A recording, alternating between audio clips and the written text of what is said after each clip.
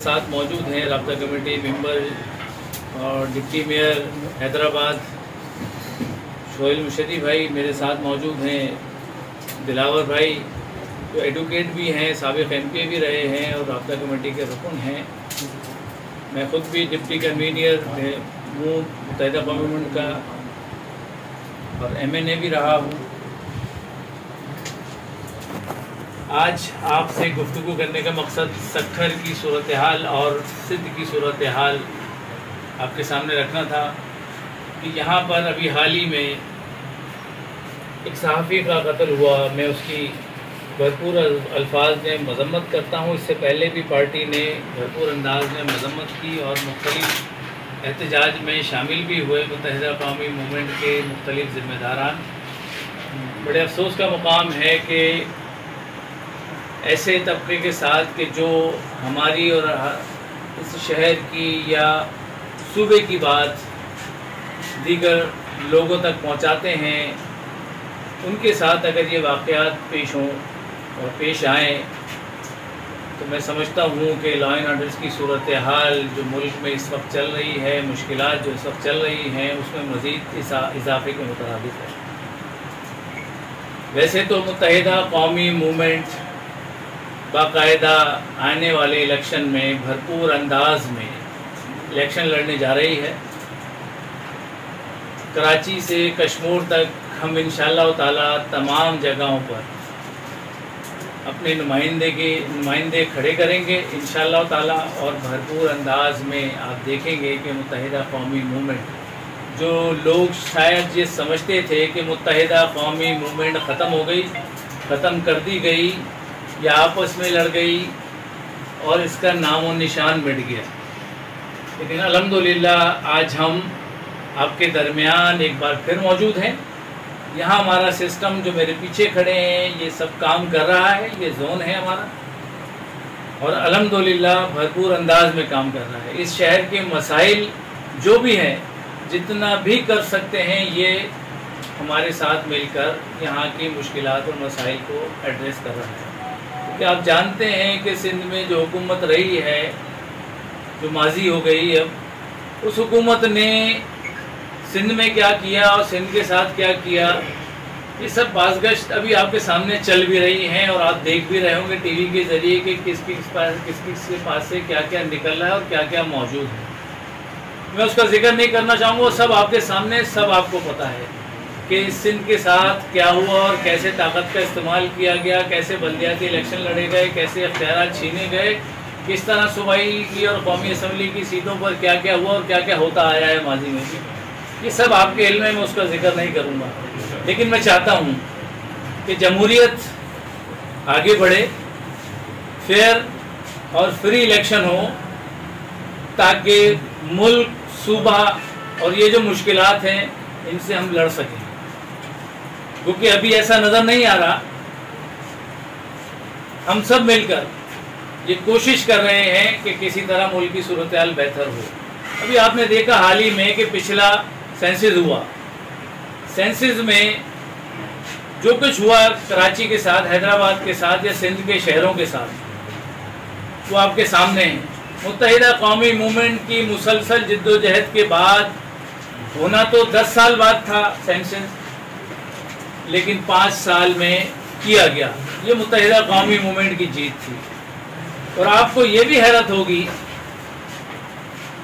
कि कराची जैसा शहर, जिसे 3 करोड़ से ज़ायद का शहर कहा जाता है, और कहा नहीं जाता बल्कि ये बहुत सारे हलकों से ये बातें कही गई और सुनी गई, यहाँ तक कि अफवाज पाकिस्तान के नुमाइंदे भी ये बात कहते रहे और बोलते रहे। इस सेंसस में कि जो 5 साल कबल हुआ, इस सेंसस में भी 1 करोड़ 34 लाख पे 98% कह के बंद किया जा रहा है। उस शहर को कम गिना जा रहा था और इसी तरह हैदराबाद और सिंध के शहरों की सूरत हाल। लेकिन मुत्तहिदा कौमी मूवमेंट की मुसलसल जिद्दोजहद, चाहे वो वज़ीर आज़म हो, सेंसस का वजीर हो, इलाकाई जिम्मेदारान हो, वजीर आला हो, दीगर सिंध गवर्नर सिंध हो تمام لوگوں سے ملاقاتیں کر کے آج ہم نے 2.5 کروڑ یعنی کہ تقریباً 70 لاکھ لوگ بازیاب کرائے۔ یہ متحدہ قومی موومنٹ کا کارنامہ ہے کہ 2.5 کروڑ لوگ گنے گئے۔ اب ہوتا یہ ہے کہ جب مردم شماری ہو جاتی ہے تو مردم شماری کے بعد دوسرا مرحلہ آتا ہے کہ ڈی لمیٹیشن کی جائے، تاکہ مردم شماری کا جو لوگ غائب کیے گئے تھے، لاپتہ تھے، وہ جب بازیاب ہوئے تو ان کی ڈی لمیٹیشن کی جائے تاکہ مزید سیٹوں کو بہتر کیا جا سکے۔ اور یہی بات ہم نے بلدیات میں کی تھی اور اس کا ہم نے بائیکاٹ کیا تھا، اور آپ نے دیکھا کہ بلدیات کے فوراً کا بعد 53 یوسیز پیپلز پارٹی نے خود ایکسیپٹ کیا اور اس کا باقاعدہ لیٹر نکالا۔ لیکن افسوس یہ کہ بلدیاتی الیکشن کرنے کے بعد ہوا، اب نیکسٹ جب الیکشن ہوں گے تو وہ 53 یوسیز اس میں شامل ہوں گے۔ یہ بھی متحدہ قومی موومنٹ کا کارنامہ تھا۔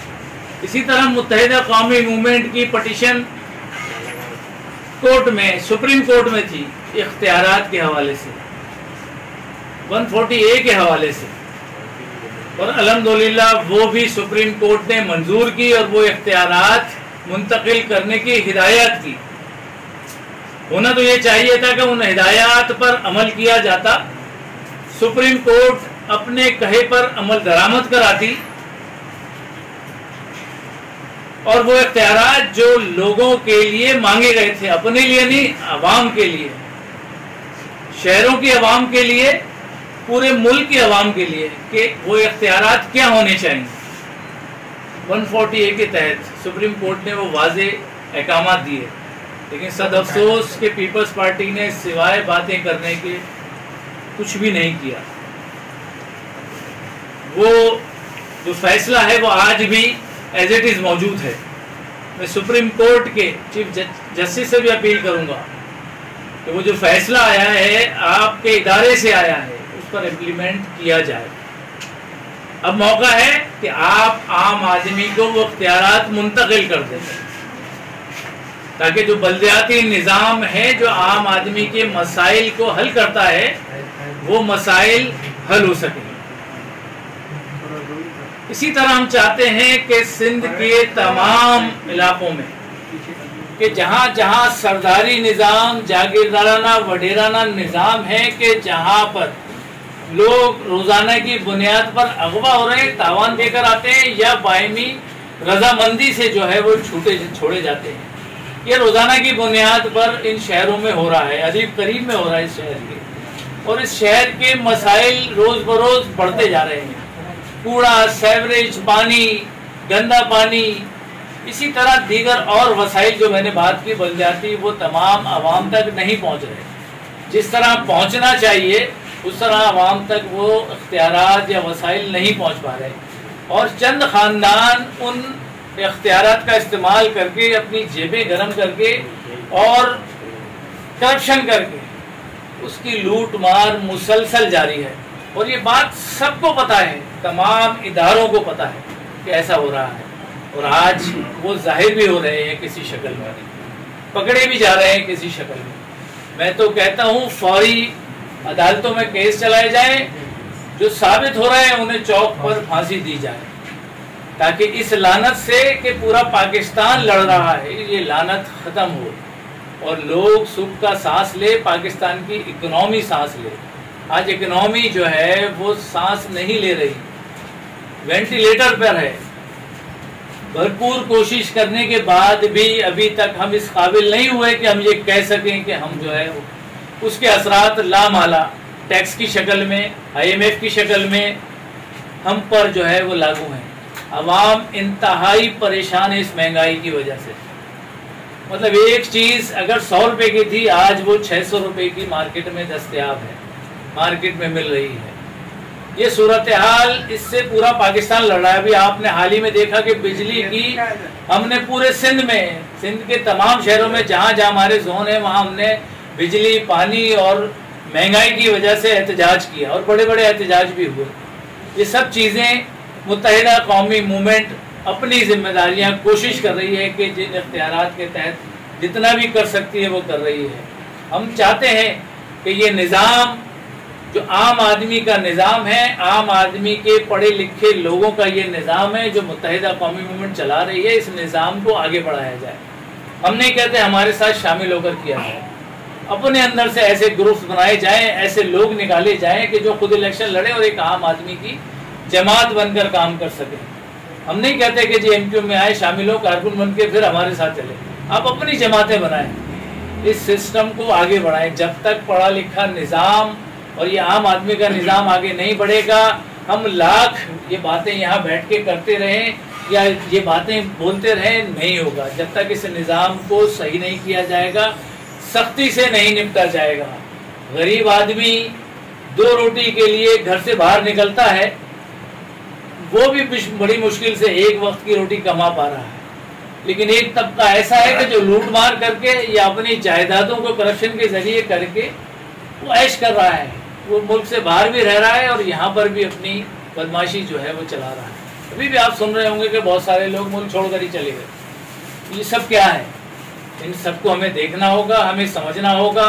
جن شہروں کی ہم بات کر رہے ہیں ان شہروں پہ بیٹھ کر ایک عام آدمی کا نظام لا کے، عام آدمی کو اختیارات دے کے، پڑھے لکھے لوگوں کو اختیارات دے کے انہیں آگے لایا جائے، اور آگے کے الیکشن میں جو پڑھے لکھے لوگ ہیں، جو پروفیشنل لوگ ہیں، جو کام کرنا چاہتے ہیں، جو کام کرنا جانتے ہیں، ان لوگوں کو ان وزارتوں پہ لایا جائے تاکہ پاکستان کا نظام بہتر ہو سکے۔ ابھی شروع کریں گے تو 20 سال 15 سال میں جا کے شاید ہم کسی مقام پر جا کے کھڑے ہو سکیں اور ہم پاکستان کو جو ہے آگے لے جا سکیں۔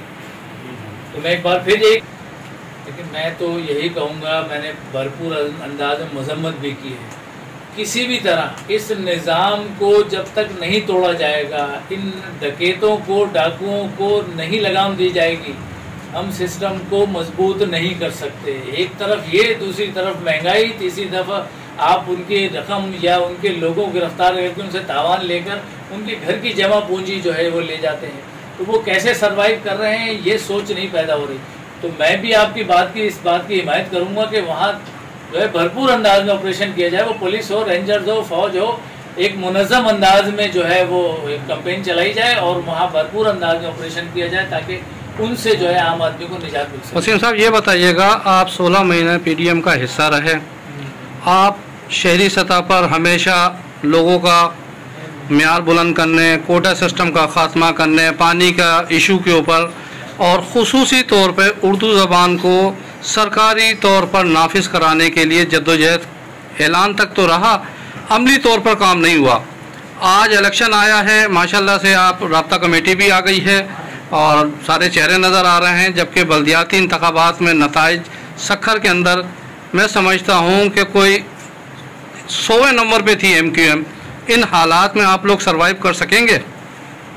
دیکھیے، ثواب چھوٹا ہو یا بڑا، مجھے اس کی صلے کی توقع نہیں ہے۔ میں کوشش کر رہا ہوں کہ جو گلا سڑا نظام اس پاکستان میں رائج ہے، جو اختیارات چھینے گئے ہیں، جو کرپشن ہو رہی ہے، جو اکنامی میں کرپشن ہو رہی ہے، جو علاقوں میں اداروں میں کرپشن ہو رہی ہے، اس کو روکا جائے۔